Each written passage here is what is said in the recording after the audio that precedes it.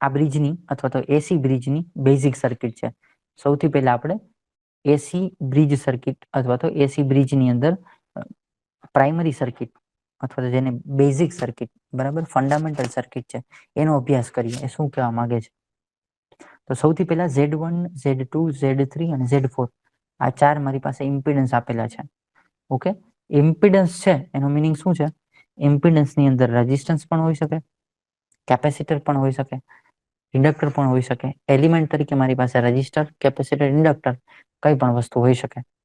Okay, એવી રીતે Z2 ની અંદર પણ ઇન્ડક્ટર, કેપેસિટર, રેઝિસ્ટર હોઈ શકે. અને એની પ્રોપર્ટીસ એટલે કે resistance, inductive reactance, inductive capacitance, sorry, inductive reactance and capacitive reactance એ પણ હોઈ શકે.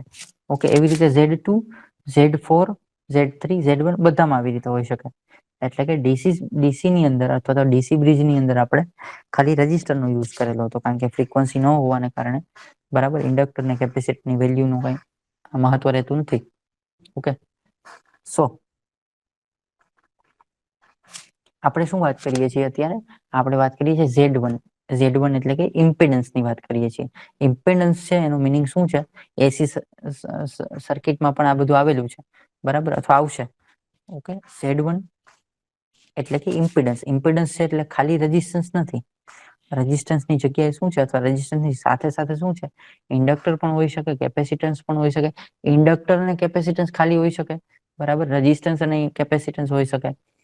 રજિસ્ટર ને ઇન્ડક્ટર હોઈ શકે, કોઈ પણ પેર હોઈ શકે, બરાબર. તો આવી અનનોન રાશિનું, બરાબર, બીજા 3 Z ની મદદથી એટલે કે બીજા 3 નોન ઈએમએફ અથવા તો નોન ઇમ્પિડન્સની મદદથી, સોરી, નોન ઇમ્પિડન્સની મદદથી આપણે એક અનનોન ઇમ્પિડન્સની વેલ્યુ ફાઇન્ડ કરી શકીએ. અને ઇમ્પિડન્સની અંદર શું હોઈ શકે?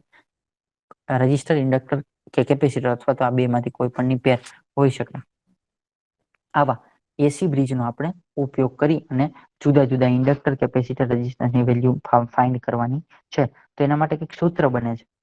ઓકે, એ સૂત્ર વિશે જો અભ્યાસ કરીએ તો શું સૂત્ર બને છે એના વિશે થોડી વાત કરીએ. હવે આ જે ફિગર તમને જે દેખાય છે, આપણે basic fundamental circuit of A C bridge છે, જેમાં Z1, Z2, Z3 અને Z4 ચાર અનુક્રમે ઇમ્પિડન્સ આપેલા છે ઓલરેડી.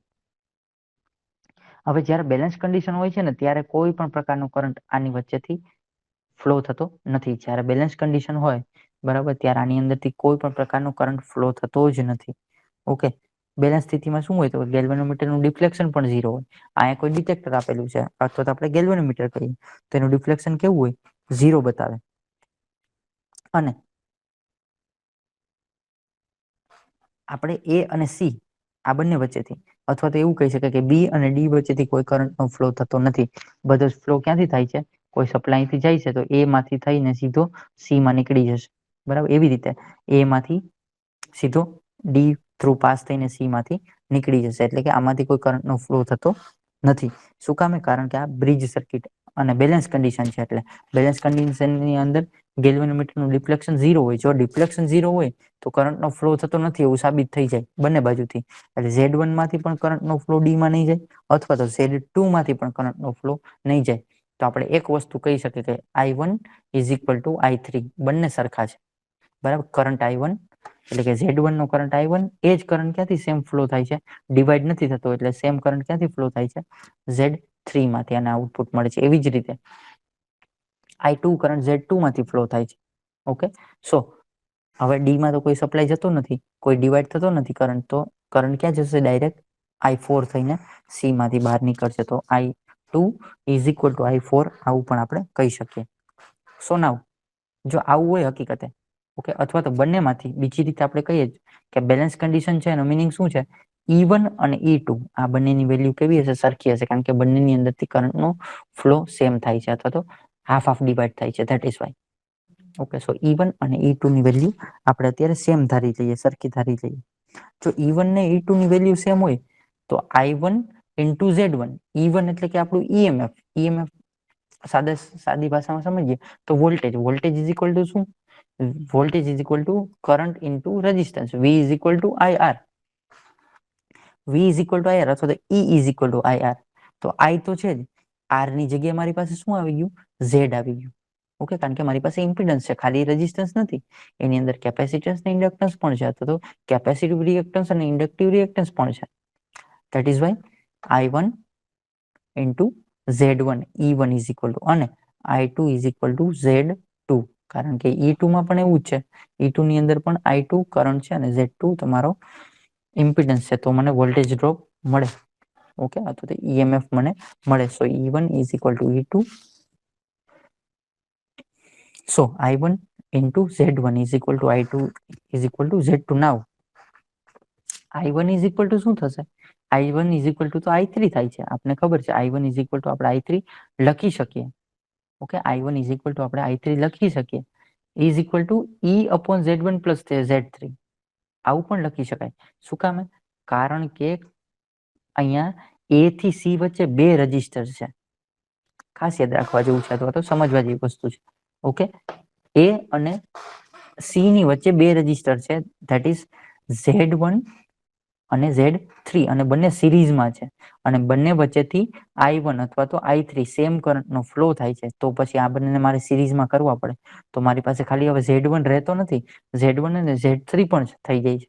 ઓકે, સો E1 અથવા તો E તમારો જે EMF છે I1, કરંટ I1 કેટલો છે? I3 જેટલો, બંને સેમ છે. અને આપણે ખબર છે I is equal to V upon R, તો I is equal to V એટલે કે E, okay, upon R, R એટલે Z1 plus Z3. શું કામે? આપણે સિરીઝમાં રજિસ્ટરનો હંમેશા સરવાળો થાય. શું કામે સિરીઝમાં આપણે આવું કહીએ? આમાંથી કરંટનો ફ્લો જ નથી થતો, કારણ કે કન્ડિશન આપણી બેલેન્સ છે. એટલા માટે I1 is equal to I3, બંને સરખા, is equal to E upon Z1 plus Z3. અને સિમિલર વસ્તુ જેવું ઉપર થાય છે એવી જ રીતે નીચે I2 is equal to I4 છે, બંને સેમ છે, is equal to E upon એટલે કે V upon R. એવી રીતે E, આ ટોટલ E, આનું ટોટલ E, આપણે આનું ટોટલ E લઈ લઈએ, E1 plus E3 એટલે ટોટલ E. એવી રીતે આનું E2 plus E4 લઈ શકાય. Total E is equal to Z2 plus Z4. Okay, બંને સિરીઝમાં છે, કારણ કે કરંટનો ફ્લો અહીંથી થતો જ નથી. So we have Z1 is equal to Z1 into Z4 is equal to Z2 into Z3. આવું કરી શકાય. શું કામે? આપણે બંનેને સરખાવી દીધા છે. ઓકે, આપણે બંનેને સરખાવી દીધા છે. સરખાવીએ તો આપણે આવું કંઈક આઉટપુટ મળે. બરાબર? તો ફાઇનલ આઉટપુટ મને કેવું મળશે? કંઈક આવું આઉટપુટ મળશે. જે શું હશે? મારી બેલેન્સ કન્ડિશન. આ રીતે આપણે બેલેન્સ કન્ડિશન ફાઇન્ડ કરી, અથવા તો સાદી રીતે, સીધી રીતે યાદ રાખવું હોય તો Z1 કોની સામે છે? Z4 ની સામે. તો આ બંનેનો ગુણાકાર, Z1 અને Z4 નો ગુણાકાર is equal to Z2 into Z3 નો ગુણાકાર. બંનેનો સામે જે રજિસ્ટર છે એ બંનેનો ગુણાકાર આપણે સરખાવી દઈએ તો 3 વેલ્યુની મને ખબર હોય તો મને ચોથી વેલ્યુ એટલે કે ચોથાની કિંમત મને મળી જાય. તો આ રીતે આપણે મૂળભૂત સર્કિટ કરંટની, અથવા તો બીજા શબ્દોમાં કેવું હોય તો એસી બ્રિજની મૂળભૂત સર્કિટ આપણે સમજી શકીએ.